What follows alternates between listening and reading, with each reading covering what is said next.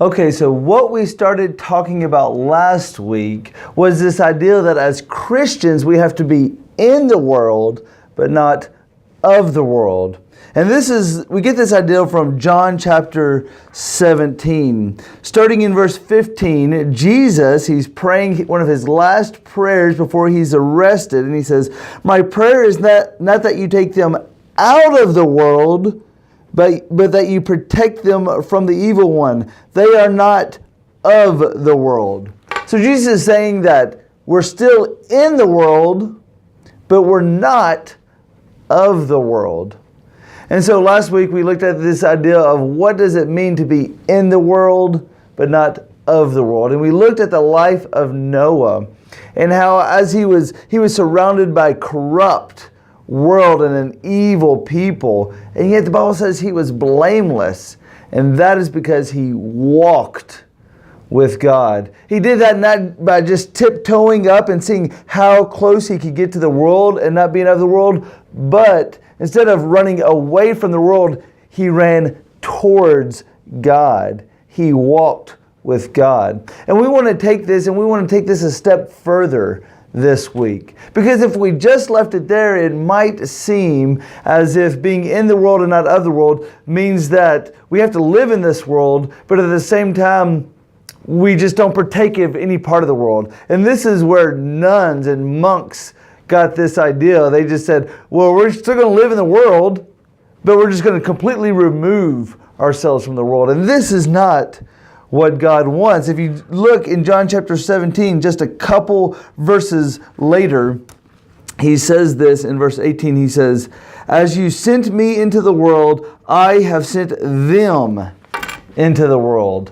And so God wants us to be in the world, but not of the world. And at the same time, he wants us to interact with the world. He wants us to go into the world and to be his ambassadors. Just as Christ went into the world to minister to people and to love people, God also wants us to go into the world and to minister and to love people. And we can see how Noah did this in Genesis chapter 6. It's a long passage, but Genesis chapter 6, starting in verse 13, it says this. God said to Noah, "I am going to put an end to all people, for the earth is filled with violence because of them. I am surely going to destroy both of them and the earth. So make yourself an ark of cypress wood, make rooms in it, and coat it with pitch inside and out. This is how you are to build it. The ark is to be 300 cubits long, 50 cubits wide, and 30 cubits high. Make a roof over it, leaving below the roof an opening 1 cubit high all around. Put a door in the side of the ark and make lower, middle, and upper decks. I'm going to bring floodwaters on the earth to destroy all life under the heavens. Every creature that has breath of life in it, everything on earth will perish. But I will establish my covenant with you, and you will enter the ark, you and your sons and your wife and your sons' wives with you. You are to bring them into the ark, 2 of all living creatures, male and female, to keep them alive with you. 2 of every kind of bird, of every kind of animal, and of every kind of creature that moves along the ground will come to you and be kept alive. You are to take every kind of food that is to be eaten and stored away as food for you and for them. Noah did everything just as God commanded him. This is just an incredible, amazing story to me. So first we know that Noah, he walked with God. And it's because he walked with God that this is what made him blameless.